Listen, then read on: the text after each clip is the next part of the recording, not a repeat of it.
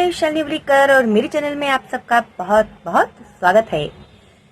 तो भाई आज मैं एक्सप्लेन करने जा रही हूँ 6th स्टैंडर्ड के बच्चों के लिए उन लोग का 16th जो लेसन है, लास्ट लेसन दी यूनिवर्स।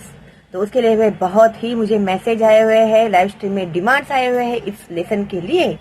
तो भाई चलो मेरे बच्चे कहे और शालिनी उबलीकर ना करे, ऐसे कभी हो सकता है क्या?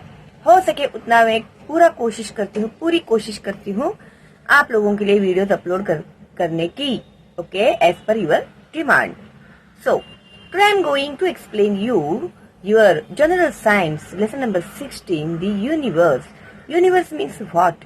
यूनिवर्स मीन्स विश्व, जग, दुनिया। ओके, तो क्या है ये यूनिवर्स? देखते हैं हम लोग। Observe and discuss.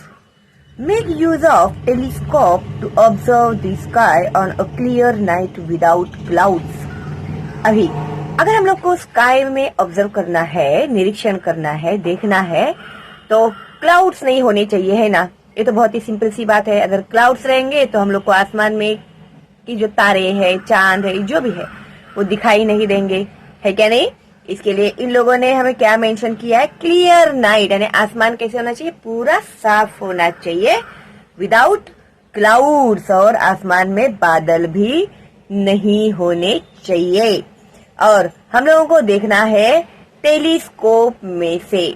ओके, तो अगर तुम लोगों को कभी मौका मिला रहेगा ना टेलीस्कोप में से देखने का आसमान, तो आप लोग, आई डोंट नो, वो जो फीलिंग होता है ना, वो जो आसमान देखते हैं हम लोग टेलीस्कोप में से नाइट के समय में, वो जो ब्यूटी होती है ना तारों की, वो आसमान, वो सब मैं एक्सप्लेन नहीं कर सकती हूँ। उसके लिए आप लोगों को देखना पड़ेगा टेलीस्कोप में से ही। ओके, तो ये देखो यहाँ पर है टेलीस्कोप, और टेलीस्कोप में से ये बच्चे जो स्काई देख रहे हैं, तारे देख रहे हैं। ओके, और ये इसका हम लोगों ने बेसिक पढ़ाई की हुई है अपने 5th स्टैंडर्ड का, जो तुम लोग का और एनवायरमेंट है ना, वो उस लेसन में हम लोगों ने सीखा हुआ है। तो फिर से एक बार रिवाइज करते हैं। और ये ऐसे ही होता है, हर एक लेसन जो स्टार्ट होता है आप लोगों का 5th स्टैंडर्ड से डिटेल में वही टॉपिक लेते हैं वो लोग, लेकिन उसका एक्सप्लेनेशन जो होता है वो डिटेल में आने लगता है। Okay, if you observe the clear sky on a dark night, you will see a smoky white band full of stars spreading north-south in the sky. अगर कभी तुम लोगों ने इस तरह से तुम लोग को मौका मिला तो क्लियर स्काई जो होता है ना, अंधेरा घना रात हो और क्लियर स्काई हो, तभी अगर तुम लोग देखते हो टेलीस्कोप में से, तो आप लोगों को एक smoky white band full of stars दिखाई देगा, जो नॉर्थ साउथ की तरफ डायरेक्शन में आपको दिखाई देगा। Okay, this is the Milky Way. वो क्या है? वो है मिल्की वे। देखो यहाँ पर इन लोगों ने हमें नजदीक से दिखाया है। It is also known as Mandakini. Okay, तो एक फिल्म की हीरोइन थी जिसका नाम था मंदाकिनी। तो आपको फिर ये नाम याद रखना कोई मुश्किल नहीं होगा कि मिल्की वे को मंदाकिनी भी कहते हैं, और अंडरलाइन भी करना इसको। ओके, तो फिल इन द ब्लैंक्स में भी आ सकता है, मैच द फॉलोइंग में भी आ सकता है आप लोगों को। ओके, और नेम द फॉलोइंग में भी आ सकता है। A group of innumerable stars and their planetary system are together known as a galaxy. तो हम लोग ने 5th स्टैंडर्ड में ही यह सीखा हुआ है। A group of innumerable stars, यानी जिन्हें हम लोग गिन नहीं सकते, असंख्य, है ना? तारे गिन के देखे क्या आप लोगों ने आसमान में के? नहीं ना, तो हम उन्हें गिन ही नहीं सकते हैं। ओके, तो वैसे वो stars and their planetary system, और उनका जो प्लैनेटरी सिस्टम है जिसका डिटेल स्टडी हम लोगों ने 5th स्टैंडर्ड में किया है, are together known as a galaxy. तो इन सबको मिलाकर गैलेक्सी कहते हैं। अंडरलाइन करना इसको। व्हाट इज गैलेक्सी अगर सवाल आया तो ये जवाब। The Milky Way is the Galaxy in which our solar system is located. Okay, the Milky Way is a part of local group of galaxies. Milky Way is a part of local group of galaxies. तो वो Galaxy का local group है, वो part है। Okay, there are many such galaxies in the universe. और इसी तरह से दुनिया में बहुत सारे गैलेक्सीज है। The Milky way includes many stars smaller than our sun as well as many others that are thousands of times bigger than the sun। तो ये जो मिल्की वे है उसमें इंक्लूड होते हैं, उसमें शामिल होते हैं मेनी स्टार्स, बहुत सारे स्टार्स है जो सूरज से बहुत छोटे भी हैं और सूरज के आकार में बहुत 1000 टाइम्स बड़े भी है। It also includes many other celestial bodies such as cluster of stars, nebulae, cloud of gases, cloud of dust, dead stars, newly born stars, etc. Underline this is very important. The galaxy that is closest to our Milky Way is called Andromeda. तो अभी जो है ना the Milky वे में क्या included है, small stars है, smaller than अवर सन, जो हमारे सन से बहुत छोटे हैं। ओके, अपनी ये जो आकाश गंगा है उस आकाश गंगा में सूरज से भी बहुत छोटे छोटे हजारों पट छोटे, ओके, 1000 टाइम्स स्मॉलर स्टार्स है। Okay, as well as many other that are 1000 of times bigger than the sun. और उसी तरह से हजारों पट सूरज से बड़े तारे भी है। अभी वो कैसे असर होता है, जो अर्थ के नजदीक है और वो कितना दूर है उससे फर्क पड़ता है। ठीक है, नहीं तो फिर तुम लोग ऐसे सोचोगे अरे अगर सूरज से इतने बड़े बड़े हैं तो फिर हम लोग तो जल के खाक हो जाएंगे, लेकिन हमारे अर्थ के करीब है सूरज। ओके, इसके लिए वो हम लोग को दिखाई देता है, उसका लाइट हमें आता है। लेकिन हमारे गैलेक्सी में इतने सारे, मिल्की वे में, हमारे आकाशगंगा में इतने सारे स्टार्स है जो सूरज से बहुत छोटे भी है और बहुत बड़े भी है। It also includes many other celestial bodies such as cluster and star. अभी इसके अंदर है ना बहुत सारे ऐसे जो स्पेस में की जो चीजें होती है, जो स्पेस में ऑलरेडी होती है, वो है celestial body such as cluster of stars. कौन सी होती है वो? राइट टू नेम्स में आ सकता है ये, nebulae, cloud of gases, clouds of dust, dead stars, newly born stars, etcetera. The galaxy that is closest to our Milky Way is called Andromeda. ये क्वेश्चन आता है, ये सवाल आता है एग्जाम में।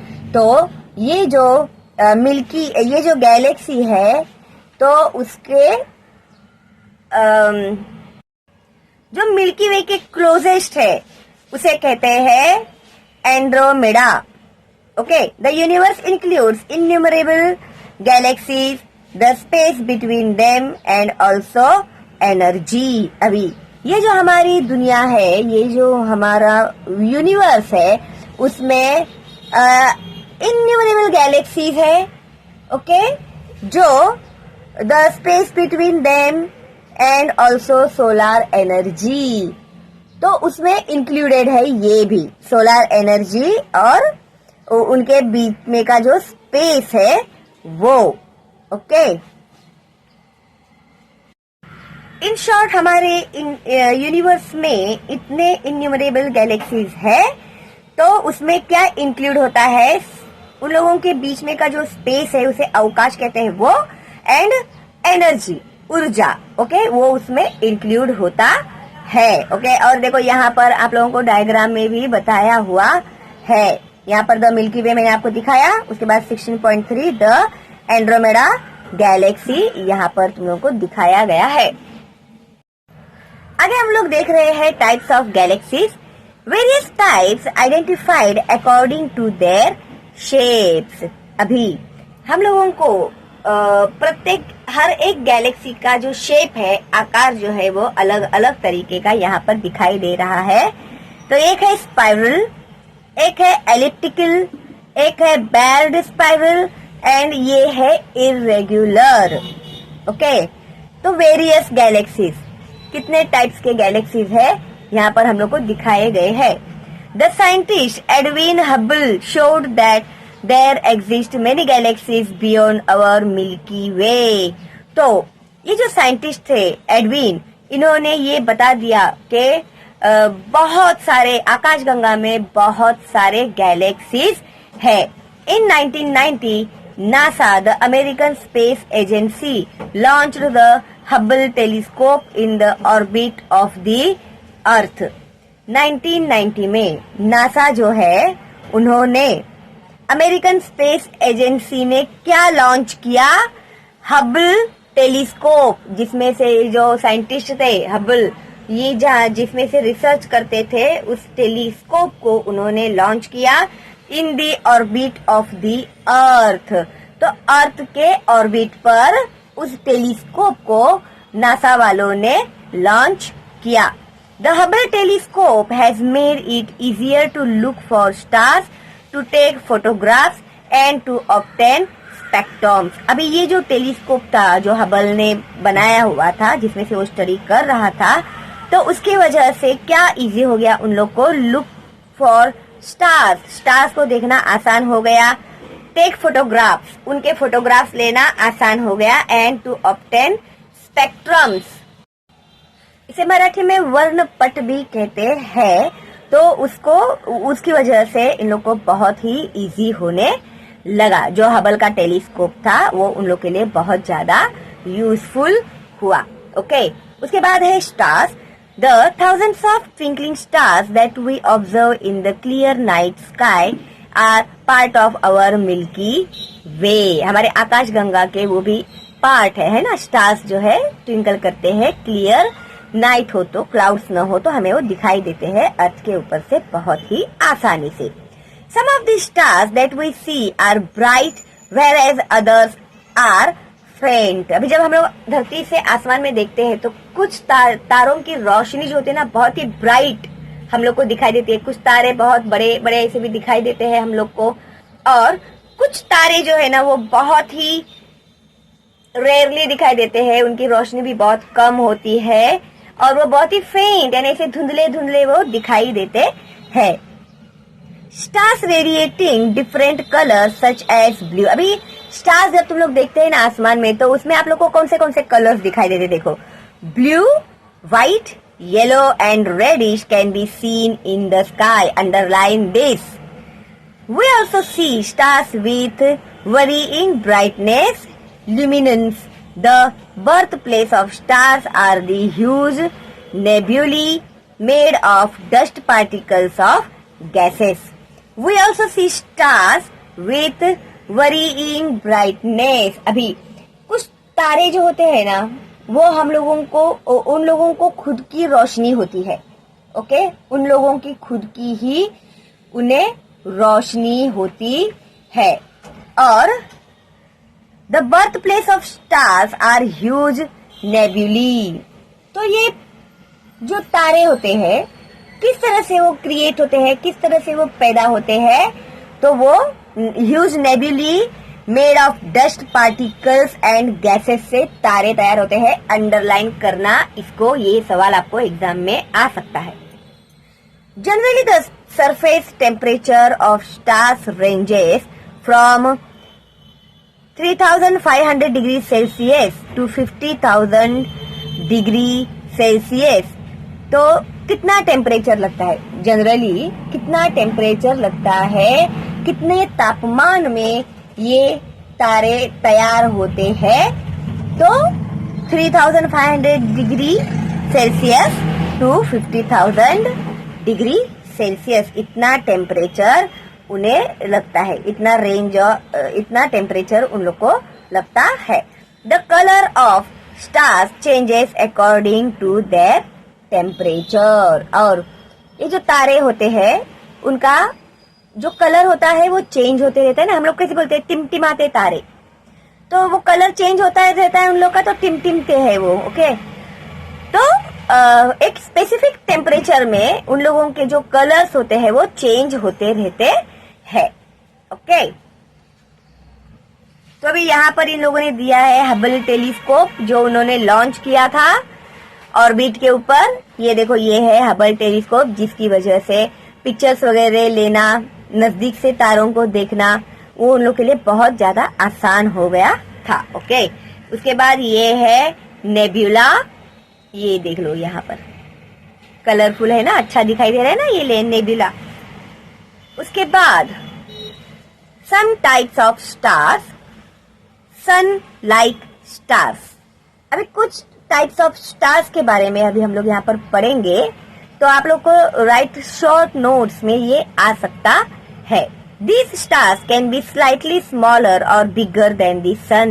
अभी ये जो स्टार्स होते हैं ये थोड़े से सन से छोटे या फिर थोड़े से बड़े होते हैं, but there is a lot of difference in their temperatures. लेकिन इन लोगों का जो टेम्परेचर है ना, तापमान, उसमें बहुत ज्यादा डिफरेंस होता है। Example, stars like Sirius, Alpha Centauri. Okay, तो ये जो स्टार्स है, राइट टू एग्जाम्पल्स में अगर पूछा गया तो आपको लिखने आना चाहिए। ओके, तो ये है उसके एग्जाम्पल। उसके बाद है रेड जायंट। जायंट यानी बोलते हैं ना हम लोग राक्षस, जायंट बहुत बड़ा भयानक ऊंचा ऐसे। तो red giant, the temperature of these stars ranges between 3000 degree Celsius and 4000 degree Celsius.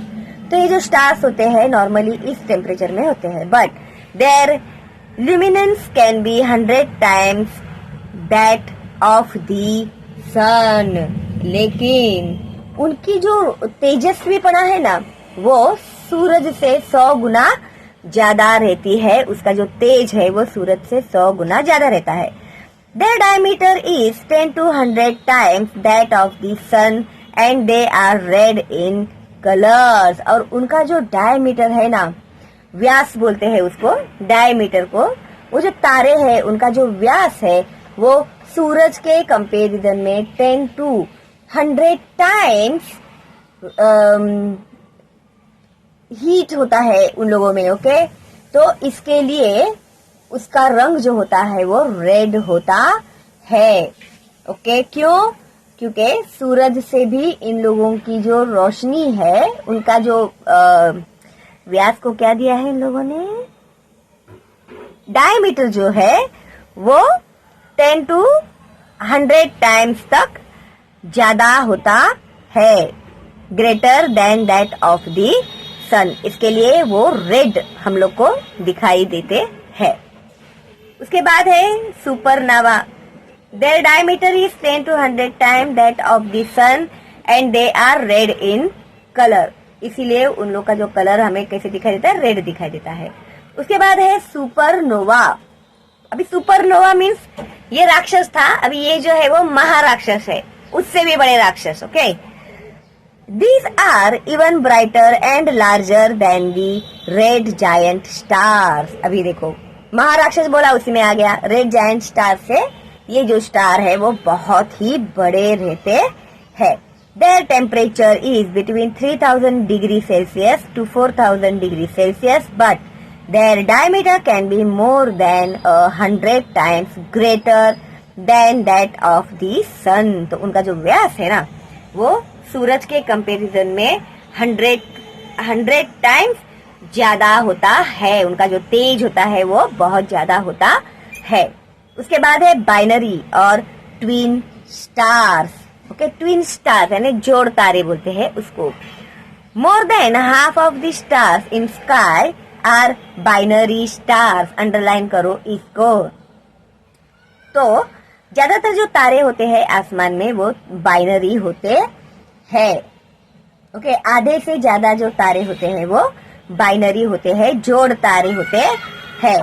They consist of 2 stars that revolve around each other. तो ये जो तारे हैं ना, ये क्या करते हैं, आपस में ही गोल गोल घूमते रहते हैं, रिवॉल्व करते रहते हैं।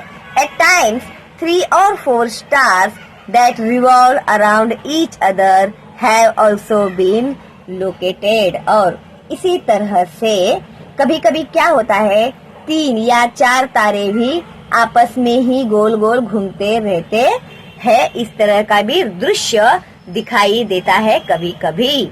ओके, 2 तारे तो है ही, लेकिन कभी कभी 3 और 4 तारे भी आपस में ही अपने ही आजू बाजू में वो लोग घूमते हुए दिखाई देते हैं. Variable stars. Variable stars means उसको रूप विकारी स्टार्स भी कहते हैं. The luminance and shape of these stars is not stable. तो ये जो स्टार्स होते हैं ना, ये तेजस्वी, उनका जो तेज है वो स्थिर नहीं रहता, स्टेबल नहीं रहता, और उनका जो शेप है, आकार जो है, वो भी स्टेबल नहीं रहता. इसके लिए उन्हें वेरिएबल कहा गया है. दे आर कॉन्स्टेंटली कॉन्ट्रैक्टिंग और एक्सपांडिंग. वो घड़ी घड़ी ऐसे सिकुड़ते हैं, फिर ऐसे खुलते. एक्सपांड होना और कॉन्ट्रैक्ट होना. When a star expands, it emits less energy, and at such times, its brightness decreases. When a star expands, जब स्टार जो है वो एक्सपांड होता है, यानी वो बढ़ता है, प्रसरण पावने कहते हैं उसको, तो उसकी जो तेज होती है ना, इट एमिट्स लेस एनर्जी, उसकी ऊर्जा जो है वो कम हो जाती है, एनर्जी जो है वो कम हो जाती है. And at such times it's brightness decreases. और इस समय में उसकी जो ब्राइटनेस होती है, उसका जो तेज होता है वो कम होता है. डिक्रीज होना मीन्स कम होना. As against this, when a star contracts, its surface temperature increases. और इसके उल्टा क्या है, जब स्टार कॉन्ट्रास्ट होता है, सिकुड़ता है, ओके, उसको क्या बोलते हैं मराठी में? सिकुड़ने को प्रसरण पावणे, आकुंचन पावणे. ओके, इस तरह से सिकुड़ना, प्रसरण पावने, सिकुड़ना. ओके, अपना हार्ट कैसे होता है पंपिंग, हार्ट का पंपिंग, उसी तरह से. ओके, तो इसके उल्टा क्या है, when a star contracts, its surface temperature increases. तो उसके जो सरफेस का जो टेम्परेचर है वो बढ़ जाता है. And the star emits greater energy. तो ये जो स्टार है वो और ज्यादा तेजस्वी दिखाई देता है. And appears brighter. And appears brighter, उसकी एनर्जी बढ़ती है, उसकी ऊर्जा जो होती है वो भी बढ़ जाती है, और वो ब्राइट भी दिखाई देता है हम लोगों को. For example, Polaris means pole star, ये है उसका example. Find out. Visit the sites of the institutes ISRO, www.isro.government and NASA, www.nasa.government. तो ये इस साइट पे आप लोग जाएंगे तो आपको ज्यादा जानकारी मिलेगी. And collect information about the various celestial bodies in the solar system and universe and discuss the same in the class. तो उसे आप देखिए, स्टडी कीजिएगा, फिर क्लास में आपस में डिस्कस कीजिएगा.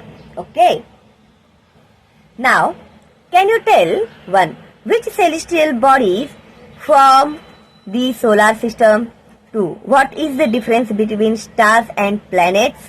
3. How many planets are there in our solar system? ये 5वीं में ही हो गया, हम लोग का 5th स्टैंडर्ड में ही हो गया, ठीक है. 4.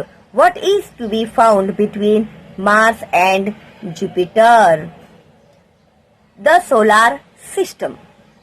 The solar system consists of the sun, the planets, asteroids, comets and meteors. Okay, underline this. The planets Mercury, Venus, Mars, Jupiter and Saturn can be easily seen. तो इन्हें हम लोग आसानी से देख सकते हैं. कौन से प्लैनेट्स को देख सकते हैं? Mercury, Venus, Mars, Jupiter and Saturn.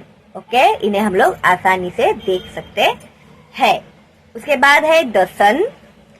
The sun, which is at the center of the solar system, is a yellow colored star.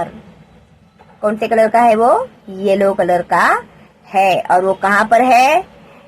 Solar system के सेंटर में है. Its surface temperature is around 6000 degree Celsius. तो उसका surface का temperature कितना है? 6000 degree Celsius है।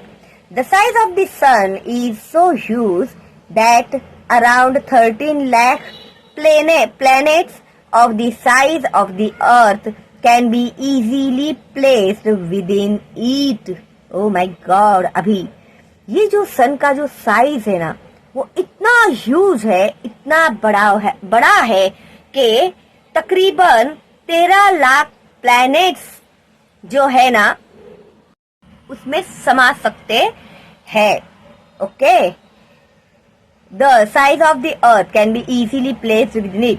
Due to the gravitational force of the sun, the celestial bodies in the solar system revolve around it. तो ये जो सन में की जो ग्रेविटेशनल पावर है, इसकी वजह से जो सोलार सिस्टम है ना हमारा, आप लोगों ने देखा है, आप लोगों ने उसका डायग्राम भी निकाला होगा, तो उसमें के जो भी प्लैनेट्स है, ओके, तो वो भी अपनी अपनी जगह पर ही घूमते रहते हैं। क्यों? क्योंकि सन का जो ग्रेविटेशनल पावर है उन्हें उनकी जगह पर ही रखता है। The diameter of the sun is approximately 13,92,000 kilometre. तो अभी इसका डायमीटर कितना है? 13,92,000 किलोमीटर इतना उसका व्यास है। Okay, the sun rotates around its axis and while doing so it revolves around the center of the Milky Way, taking the solar system along with it. The sun rotates around its axis. तो जो सन है वो एक तारा है, तो वो अपने axis के ही आजू बाजू में घूमते रहता है। ओके, और while doing so, तो वो घूमते घूमते ही it revolves around the center of the Milky Way, तो वो मिल्की वे के सेंटर में भी वो घूमते रहता है। Okay, taking the solar system along with it. Okay, तो विथ सोलर सिस्टम वो घूमता है। Okay, planets of the solar system facts and figures. तो ये जरा आप लोगों को इन लोगों ने ये दिया हुआ है यहाँ पर, planets of the solar system facts and figures. तो ये जो चार्ट दिया है जरा उसे आप लोग समझ लो। Name of the planet, planets के नेम दिए हुए हैं, नंबर ऑफ नोन सैटेलाइट्स, तो कौन से प्लैनेट के कौन से सैटेलाइट्स है वो और कितने हैं वो, inclination of the axis in degrees, कितने व्यास तक है वो लोग, उसके बाद है पीरियड ऑफ रोटेशन, कितना वो लोग रोटेट करते हैं, कितने समय तक वो लोग रोटेट करते हैं वो, उसके बाद है मैग्नेटिज्म, मैग्नेटिज्म मीन्स चुंबकत्व, आकर्षण, attraction, magnet, atmosphere, atmosphere means वातावरण, उसके बाद है रिंग्स, उनकी जो कड़ी है वो। तो मर्क्यूरी में सैटेलाइट्स नहीं है, उसका एक्सिस में एक्सिस कितना है उसका, तो 0.01 ओके डिग्रीज में। उसके बाद है period of rotation 58.65 days, period of revolution is 88 days, magnetism कुछ भी नहीं है, एटमॉस्फेयर भी नहीं है वहां पर, और रिंग्स भी नहीं है। उसके बाद है वीनस, सैटेलाइट 0, उसका एक्सिस से डिग्रीज कितने हैं 177.2, उसके बाद है rotation 243.00 days, revolution, period of revolution is 225 days, magnetism no, atmosphere yes वहां पर एटमॉस्फेयर है, एंड रिंग्स नो। ओके, तो इस तरह से ये जरा चार्ट का आप लोग स्टडी कर लेना। तो अभी हम लोग बढ़ते हैं आगे। अभी देखते हैं मर्क्यूरी, मर्क्यूरी यानी बुध। This planet is closest to the sun, ये सूरज के बहुत ही करीब होता है। राइट शॉर्ट नोट्स में ये आ सकता है, ठीक है। It is visible in the morning and the evening if it is away from the sun. तो ये कब विजिबल होता है, हम लोग उसको कब देख सकते हैं, जब वह सूरज से दूर रहता है तभी ही वो हम लोगों को दिखाई देता है, चाहे मॉर्निंग हो चाहे नाइट हो। Number of depressions which look like volcanic craters but are actually caused by meteoric falls can be seen on the surface of Mercury. Mercury is the fastest moving planet. A number of depressions which look like a volcanic craters. अभी उसके ऊपर आप लोगों को बहुत सारे ऐसे खड्डे दिखाई देते हैं, ओके। जैसे ज्वालामुखी फटने के बाद जैसे खड्डे तैयार होते हैं ना, उसी तरह के खड्डे इसके ऊपर हम लोगों को दिखाई देते हैं, but are actually caused by meteoric falls can be seen on the surface of Mercury. तो जो उल्कापात होता है ना, उल्का देखो भी तुम लोगों ने ना न्यूज में भी सुना रहेगा, अभी एक उल्का जो है वो पृथ्वी की तरफ आ रही है, वो भी धड़कने वाली है ऐसा करके। तो इस तरह से उल्कापात होता है उस मर्क्यूरी के ऊपर, इस वजह से उस पर हम लोगों को वॉल्केनिक क्रेटर्स के जैसे खड्डे दिखाई देते हैं। Mercury is the fastest moving planet. Mercury जो है वो सबसे फास्ट मूवमेंट करने वाला प्लैनेट है। उसके बाद है Earth. It is the third planet of the solar system. Solar system अगर आपने नहीं देखा है, समझा नहीं है, तो 5th स्टैंडर्ड का फर्स्ट लेसन जो है सोलर सिस्टम, उसे आप लोग जरूर देखिएगा, तो आपको बहुत हेल्प होगा आपके एग्जाम में, okay. It is the third planet of the solar system. Solar system में का ये थर्ड प्लैनेट है Earth. No other planet other than the Earth has life on it. Earth को छोड़कर ऐसा कोई भी प्लेनेट नहीं है जिसमें लाइफ है। अभी लाइफ कौन है भाई इस पृथ्वी के ऊपर? हम लोग है ना, इंसान है, जानवर है, क्रीचर्स है, पता नहीं कितने सारे लाइव्स है। तो अर्थ को छोड़ के बाकी कौन से भी प्लेनेट में लाइफ नहीं है। As the earth is a magnet there is a magnetic field around the earth. इसके लिए क्या बोलते हैं? अर्थ के आजू बाजू में चुंबकीय क्षेत्र बोलते हैं उसको, ठीक है, मैग्नेटिक एरिया। तो ये जो है ना, it diverts the harmful rays from the sun towards the polar region of the earth. अभी ये जो मैग्नेटिक फील्ड है हमारे अर्थ के आजू बाजू में, वो क्या करता है, सूरज की जो हार्मफुल रेज है उससे हम लोगों को वो बचाता है, ओके। सूरज की जो हानिकारक किरणें होती है तो उसको पृथ्वी के ध्रुवीय क्षेत्र की ओर लेकर जाने का वो काम करते हैं, ओके। उसके बाद एक Jupiter. This is the largest planet of the solar system, very important. सबसे बड़ा प्लैनेट है ये सोलर सिस्टम में का। It is so huge that as many as 1397 planets of the size of the earth can get accommodated in it। अभी इतना बड़ा है वो कि उसके अंदर 1397 planets समा सकते हैं। Even though the planet is so huge, it revolves around itself।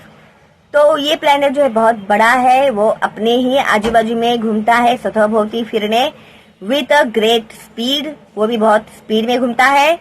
Huge storms occurs frequently on it. उसमें बहुत ज्यादा तूफान आता है, ठीक है। It is also called a stormy planet. तो इसमें तूफान बहुत ज्यादा आते रहते हैं, बादल बहुत ज्यादा आते रहते हैं, इसलिए इसे स्टॉर्मी प्लेनेट भी कहते हैं। तो ये सवाल जो है ना आपको एग्जाम में पूछ सकते हैं कि जुपिटर को स्टॉर्मी प्लेनेट क्यों कहते हैं, क्योंकि उस पर फ्रीक्वेंटली स्टॉर्म्स आते रहते हैं, इसके लिए उसे स्टॉर्मी प्लेनेट कहते हैं। उसके बाद है Uranus. It is the 7th planet in the solar system. Uranus is the 7th planet in the solar system. It cannot be seen without a telescope. हम लोग ऐसे ही खुली आंखों से अगर देखेंगे तो हमें वो दिखाई नहीं देगा। उसे देखने के लिए हम लोगों को टेलीस्कोप ही चाहिए। Its axis is so greatly inclined that it appears as if it is rolling along on its orbit.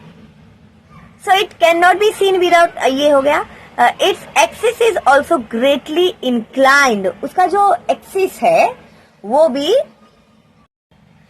उसका एक्सिस जो है ना वो ग्रेटली यानी बहुत ज्यादा इंक्लाइंड होने की वजह से that it appears as if it is rolling along on its orbit. तो ऐसे दिखता है हम लोगों को कि वो रोल होके उसके ऑर्बिट से ऐसे, वो बोलते हैं ना घरंगुन पड़ने, तो ऐसे हम लोग को लगता है कि वो ऐसे रोल होके गिर जाएगा, ऐसे हम लोगों को दिखाई देता है। It is the brightest planet in the solar system. Venus ये सबसे ब्राइट प्लैनेट है सोलर सिस्टम में का। It is seen in the sky in the east before the sunrise and in the west after the sunset. तो आप लोगों ने Venus देखा होगा, शुक्र तारा जो होता है वो सनराइज के पहले हम लोग को दिखाई देता है और सनसेट के बाद सबसे पहले वो हम लोगों को दिखाई देता है। It rotates around itself from east to west. अपने ही आजू बाजू में वो रोटेट होता है ईस्ट टू वेस्ट डायरेक्शन में। It is the hottest planet. ये सबसे हॉटेस्ट प्लैनेट है। कौन सा? वीनस। उसके बाद है मार्स। मार्स यानी मंगल तारा। It is the fourth planet in the solar system. Mars is the fourth planet in the solar system. As the soil on Mars contains iron, its color is reddish. अभी ये जो Mars की जो मिट्टी है ना उसमें सबसे ज्यादा आयरन है। ओके, आयरन लोह तत्व है, इस वजह से उसका जो कलर है हम लोगों को रेडिश दिखाई देता है। ये देखो यहाँ पर दिखाया हुआ है। Hence, Mars is also called the red planet। और मार्स को रेड प्लैनेट भी कहते हैं। The highest and longest mountain in the solar system Olympus Mons is located on the Mars. Very very important. The highest and longest mountain, सबसे ऊंचा और सबसे लंबा माउंटेन जो है ओलिम्पस मोन्स, वो मार्स में लोकेटेड है, मंगल ग्रह पर लोकेटेड है। नेक्स्ट है सैटर्न। सैटर्न यानी शनि ग्रह। It is the sixth planet of the solar system. Solar system में का ये सिक्स्थ प्लैनेट है। कौन सा? Saturn. And next only to Jupiter in size. तो सबसे बिगेस्ट कौन सा है? जुपिटर है। लार्जेस्ट जो है प्लैनेट सोलर सिस्टम में का जुपिटर है। जुपिटर के बाद सबसे बड़ा प्लैनेट कौन सा है? तो वो है Saturn. It is considered to be a peculiar planet because of rings around it। तो ये जो प्लैनेट है उसकी खासियत क्या है कि इस प्लैनेट के आजू बाजू में एक रिंग है। ये देखो यहाँ पर दिखाई दे रहा है ना, एक रिंग। तो ये उसकी खासियत है। दो its mass is 95 times that of the अर्थ। उसका मास अर्थ से 95 टाइम्स होने के बावजूद भी its density is very low. उसकी जो डेंसिटी है ना वो बहुत ही लो है, बहुत ही कम है। Okay, if it were dropped into a sea large enough to hold it, it would actually float in it. तो अगर हम लोग उसे समंदर में फेंक देंगे ना तो वो लिटरली समंदर के ऊपर फ्लोट करेगा। ओके, उसके बाद दिया है Neptune. Neptune it is 8th planet in the solar system. A season of Neptune lasts for about 41 years। Oh my God. तो भाई नेपच्यून में जो है ना सीजन होता है, एक सीजन, अभी समझो हमारे इधर कैसे सीजन है ना, विंटर, समर, रेनी। ओके, तो वहां पर एक सीजन जो होता है वो 41 ईयर्स तक चलता है। ठीक है, अगर बारिश गिरती होगी तो 41 ईयर्स तक वहां पर बारिश ही गिरते रहेगी। ओके, तो समझ लो तुम लोग को अभी नेपच्यून में जाके रहना है कि नहीं रहना है। On this planet winds blow with extremely high speed, और इस प्लेनेट पर हवाएं बहुत ही तेजी से बहती है, हाई स्पीड से बहती है। ओके, तो फिर तुम लोग खड़े भी नहीं रह पाओगे मेरे ख्याल से वहां पर, है ना। तो ये है Neptune. Next is satellite. Satellite means उपग्रह। ओके, एक है प्लेनेट, प्लेनेट के बाजू में जो घूमता है उसे सैटेलाइट कहते हैं, वो मैं आप लोग को दिखाती हूँ। The celestial bodies that revolve around a planet without independently revolving around the sun are called satellites। अभी ये है अर्थ, ठीक है, ये है अर्थ, ठीक है। अभी ये अर्थ अपने बाजू में ही घूमते रहता है। ओके, अपने बाजू में घूमते घूमते वो, ये है सन, हंसना मत, ये है सन, ठीक है।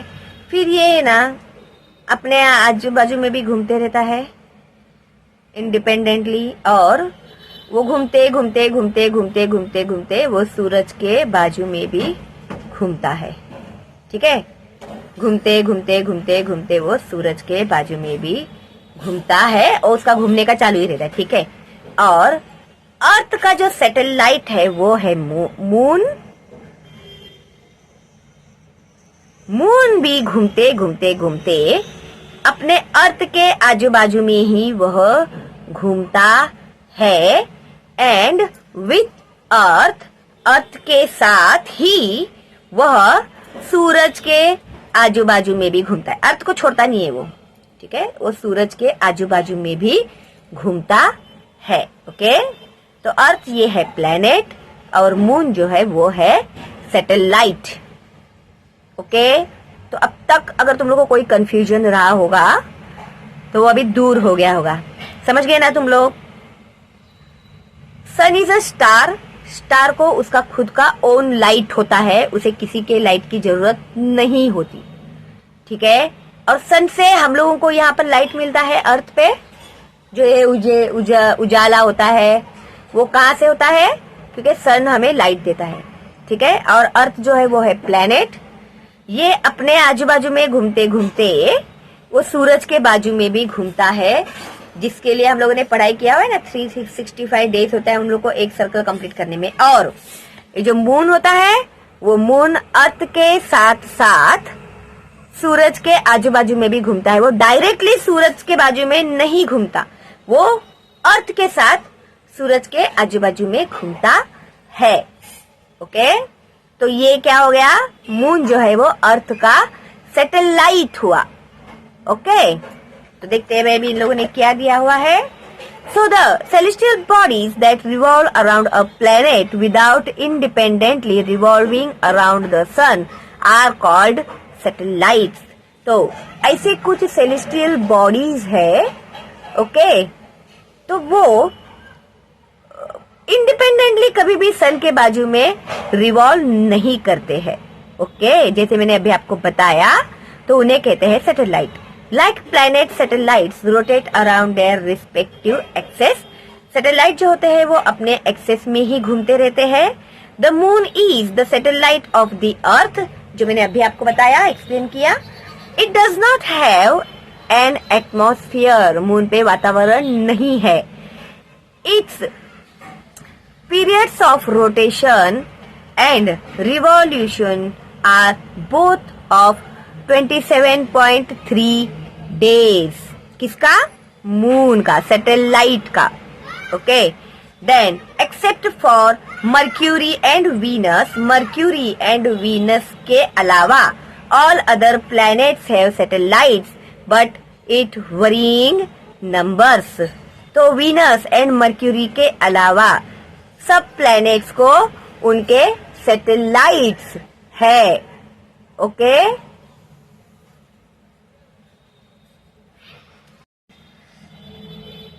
और सैटेलाइट को उनका रोटेशन या रिवॉल्यूशन कंप्लीट करने के लिए 27.3 डेज इतना पीरियड लगता है। ओके, तो ये हो गया satellite. Next is asteroids. A great number of small sized bodies could not turn into planets. अभी कुछ ऐसे स्मॉल साइज्ड बॉडीज थी, वो प्लैनेट नहीं बन सकी। ठीक है, they could not turn into planet when the solar system was formed. जब सोलर सिस्टम फॉर्म हुआ था तो ऐसे कुछ स्मॉल बॉडीज थी जो प्लैनेट नहीं बन सकी थी, but continue to revolve around the sun. लेकिन वो सन के आजू बाजू में कंटिन्यूअसली रिवॉल्व कर रही है, घूम रही है। These bodies are known as asteroid। तो ये जो बॉडीज है उन्हें ही एस्ट्रॉइड्स कहते हैं। तो सोलर सिस्टम में एस्ट्रॉइड्स भी आप लोगों को दिखाए गए हैं। A belt of such celestial bodies has formed between the planets Mars and Jupiter। तो इनकी एक व्यास जो है एक फॉर्म हुआ है, किसके बीच में? मार्स एंड जुपिटर के बीच में एक celestial bodies has formed between the planets Mars and Jupiter के बीच में एक बेल्ट उन्होंने तैयार किया हुआ है। ओके, उसके बाद है ड्वार्फ प्लैनेट यानी बटू ग्रह। Okay, a small sized celestial bodies that revolves independently around the sun is called a dwarf bodies। तो भाई ये इंडिपेंडेंटली सूरज के आजू बाजू में घूमते हैं, इसलिए उन्हें कहते हैं dwarf bodies. A celestial body like Pluto can be classified as a dwarf planet. तो उसमें का ही एक सेलेस्टियल बॉडी जो है प्लूटो, वो भी ड्वार्फ प्लैनेट में ही मुड़ता है। Pluto takes around 248 years to complete its revolution around the sun. तो प्लूटो को सूरज के अराउंड एक रिवॉल्यूशन कंप्लीट करने के लिए 248 ही, सिर्फ बोलने को मत भूलना, सिर्फ 248 ईयर्स लगते हैं। Okay, whereas it takes around 6.38 days for one rotation। तो एक परिवलन करने के लिए उसे, एक रोटेशन करने के लिए उसे 6.38 डेज लगते हैं। Okay, now use your brain power 1। Why do we see only one side of the moon? हो गया है हमारा ये सिखा के। Okay, to which planet has a day longer than its year? और ये क्या दिया है? Find out, obtain information about the various asteroids and dwarf planet in the solar system and discuss it in the class। ठीक है, तो ये तुम लोग का काम है, इसमें मैं कुछ नहीं कर सकती हूँ। उसके बाद है can you tell, have you ever seen in the evening और in the pre-dawn hours a large celestial body with a long tail? What is it called? तो पूछ के जैसे दिखने वाला आपने एक सेलेस्टियल बॉडी देखा होगा, उसे क्या कहते हैं? ओके, अ कॉमेट। कॉमेट यानी धूमकेतु कहते हैं उसको मराठी में। A comet is a celestial body that revolves around the sun. Underline करो इसको।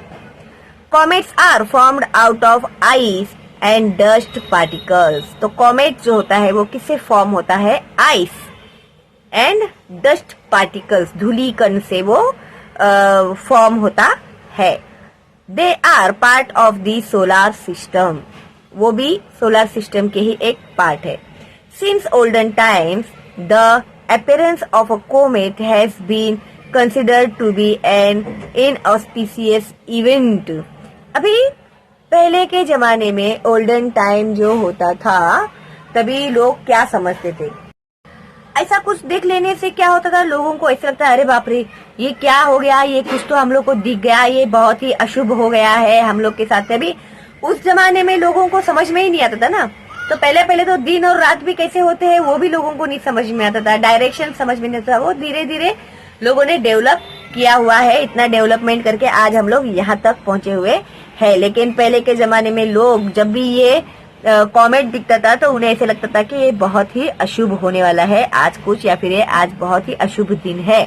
Comets appear like points when they are far away from the sun. तो जब कॉमेट एक लाइन की तरह, एक पॉइंट की तरह दिखाई देता है जब वह सूरज से बहुत दूर होता है तभी। But when they are close to the sun they become easily visible to earth. और जब वह सूरज के करीब आते हैं तो उनको रोशनी मिलती है, तो वो हम लोग को आसानी से दिखाई देते हैं अर्थ के ऊपर से, because of the shorter distance and the heat of the sun. Sun के नजदीक जाने की वजह से वो अर्थ के भी नजदीक आ गए, तो हमारा जो डिस्टेंस था वो शॉर्ट हो गया है ना, और इस वजह से वो हमें क्लियरली दिखाई देते हैं। और सन का भी हीट उनको मिलता है, इस वजह से वो ज्यादा ब्राइट हो जाते हैं, वो हमें दिखाई देते हैं। Comets are made up of frozen matter and dust particles. अभी कॉमेट्स जो होते हैं वो किससे तैयार होते हैं, फ्रोजन मैटर्स, जैसे कि ऊपर हम लोग को कहा था उन लोगों ने आइस और धूलिकण से वो तैयार होता है, वही frozen matter and dust particle से कॉमेट्स जो है वो तैयार होते हैं। When they are close to the sun, this frozen matter gets converted into gas. Obviously अभी वो फ्रोजन होता है तो जब वो सूरज के करीब जाता है तो उसको हीट लगता है, तो हीट लग के वो किस में कन्वर्ट होता है, एक गैस में कन्वर्ट होता है। Due to the solar heat, solar means सूरज की ऊर्जा, these gases get thrown into a direction away from the sun। अभी ये जो गैसेस होते हैं वो सूरज के पास से दूर फेंके जाते हैं, okay. As a result certain comets appear to have a long feathery tail. तो इसके लिए हमें ऐसे दिखाई देता है, अर्थ के ऊपर से वो फेंके जाने की वजह से ऐसे दिखाई देता है कि उसको पूंछ आई हुई है, फेदरी पूंछ, ओके। जैसे पंख होते हैं ना वैसे पूंछ आई है, ऐसे हमें दिखाई देता है, और व्हाइट होता है वो, तो बहुत ही ब्यूटीफुल दिखाई देता है। Due to their long elliptical orbits their appearance in the sky is very rare.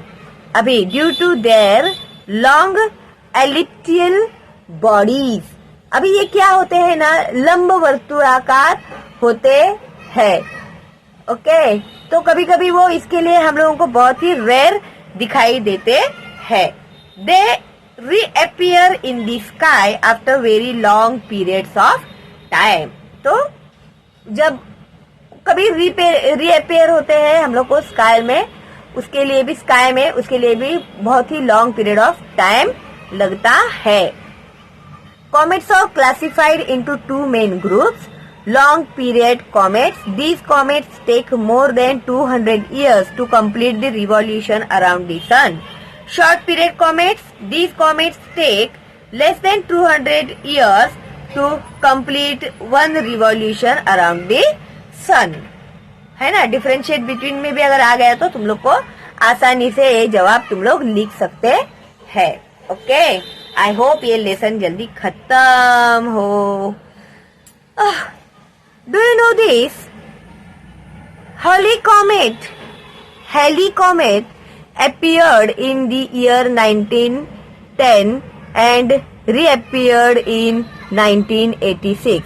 Its central part or nucleus was found to be 16 kilometer long and 7.5 kilometer wide। यहाँ पर पिक्चर दिया हुआ है, आप लोग अंदाजा लगा सकते हैं। Halley's comet takes 76 years to complete its revolution around the sun।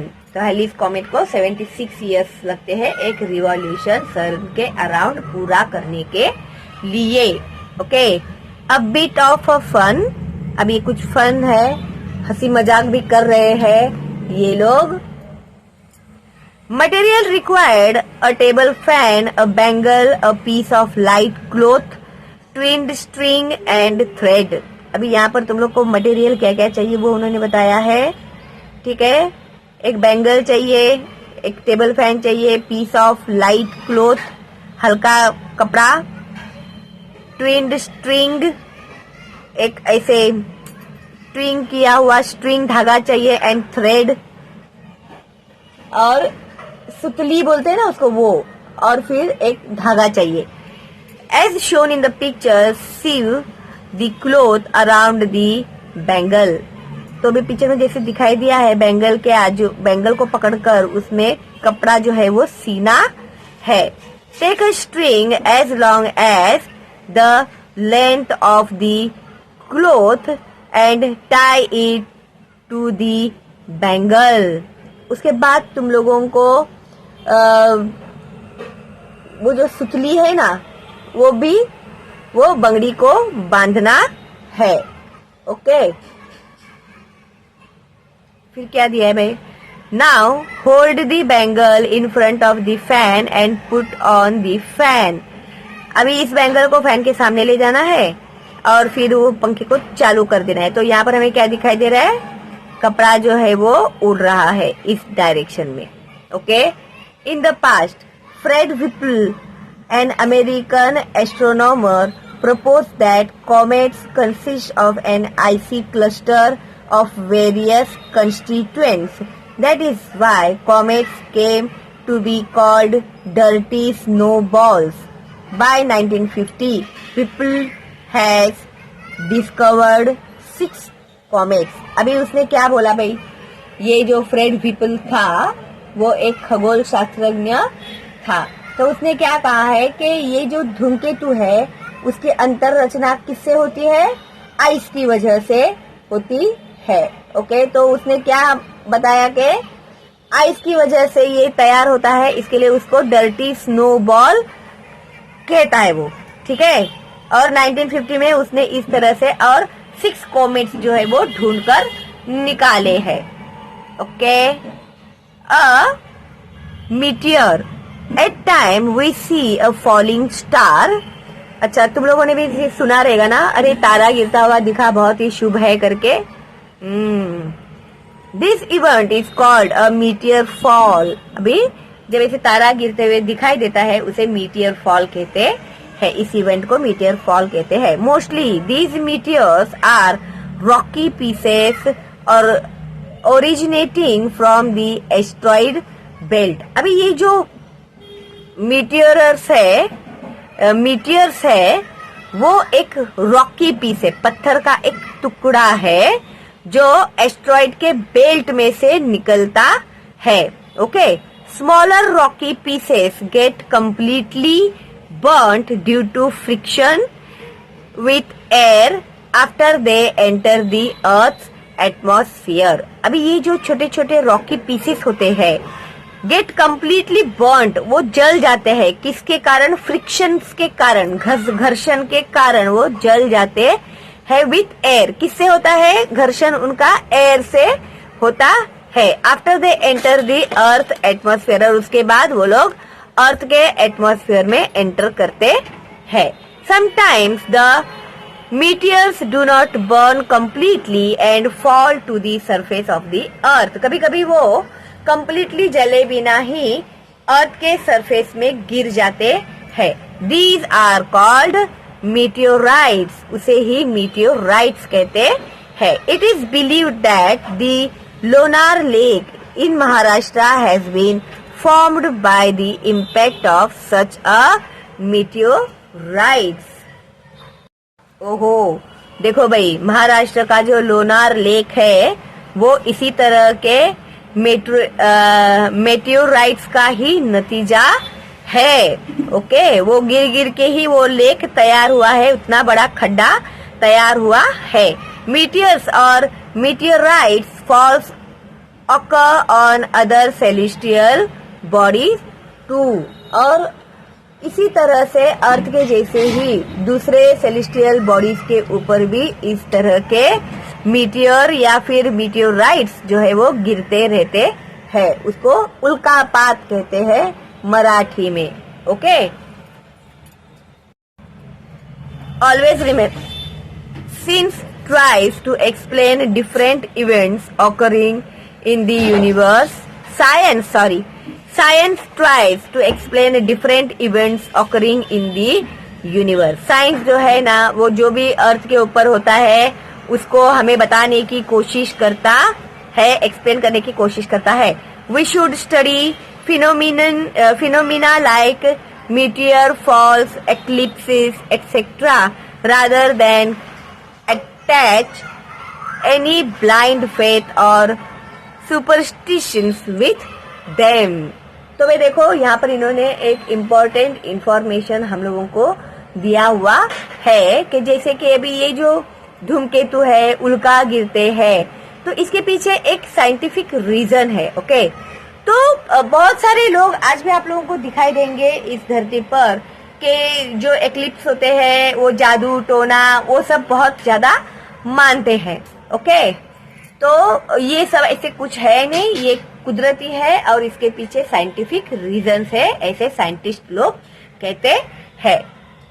तो हमें इसके लिए कोई भी सुपरस्टिशंस पर भरोसा नहीं करना चाहिए, अंधश्रद्धा नहीं पालने चाहिए। What we have learned, हम लोगों ने क्या सीखा? There are innumerable galaxies in the universe. Our solar system, various star clusters are part of the Milky Way.